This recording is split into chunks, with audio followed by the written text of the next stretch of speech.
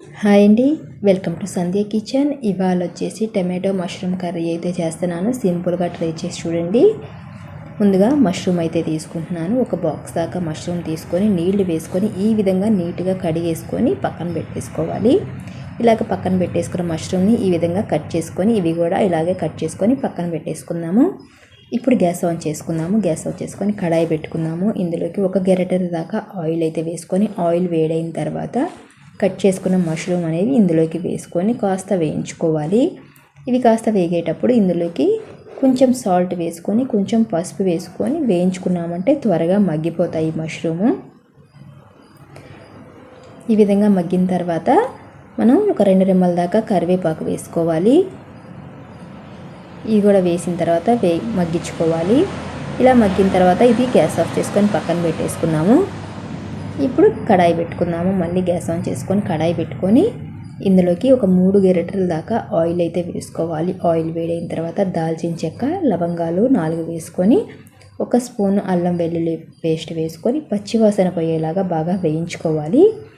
ఇలాగ వేగిన తర్వాత ఇందులోకి 2 పెద్ద సైజు ఉల్లిపాయలు చిన్న ముక్కలుగా కట్ చేసుకొని వేయించుకుందాము. ఇలా వేగిన తర్వాత 2 పచ్చిమిర్చి సన్న ముక్కలుగా కట్ చేసుకొని వేసుకోవాలి. ఒక 2 టమాటాలు, మీడియం సైజ్ టమాటాలు కూడా ఇలాగే కట్ చేసుకొని వేసుకొని కొంచెం సాల్ట్ వేసుకోవాలి. కొంచెం పసుపు వేసుకొని ఈ టమాటోలన్నీ బాగా పచ్చివాసన పోయేలాగా బాగా మగ్గించుకోవాలి. మూత పెట్టి మగ్గించుకున్నామంటే బాగా మగ్గిపోతాయి.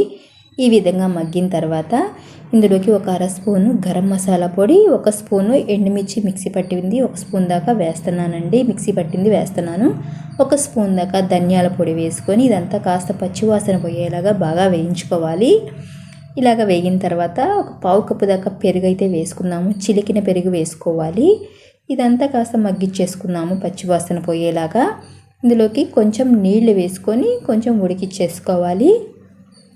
అయితే ఫ్రెండ్స్, నేను చేసే వీడియోస్ కనుక మీకు నచ్చినట్టయితే లైక్ చేయండి, సబ్స్క్రైబ్ చేయండి ఫ్రెండ్స్. ఈ విధంగా ఉడికిన తర్వాత మనం ఉడికిచ్చిన మష్రూమ్ అయితే ఇందులోకి వేసుకొని కాస్త ఉడికిచ్చేసుకోవాలి. ఒకసారి సాల్ట్ చెక్ చేసుకోండి, సాల్ట్ సరిపోయిందో లేదో. సరిపోలేదు, నేనైతే కొంచెం సాల్ట్ అయితే వేస్తున్నాను. ఈ విధంగా సిమ్లో పెట్టి బాగా ఉడికిచ్చేసుకున్నామంటే మష్రూమ్ కర్రీ అయితే రెడీ అయిపోయినట్టే. ఉడికింది అనుకున్నప్పుడు మనకి ఆయిల్ అనేది కాస్త సపరేట్ అవుతుంది. అప్పుడు మనకి ఉడికిపోయినట్టే.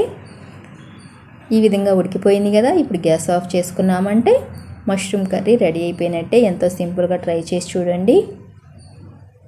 ఇప్పుడు గిన్నెలోకి అయితే తీసుకున్నాము. అంతేనండి. ఈ వీడియో కనుక మీకు నచ్చినట్టయితే లైక్ చేయండి, షేర్ చేయండి, కామెంట్ చేయండి, సబ్స్క్రైబ్ చేయటం మాత్రం మర్చిపోకండి.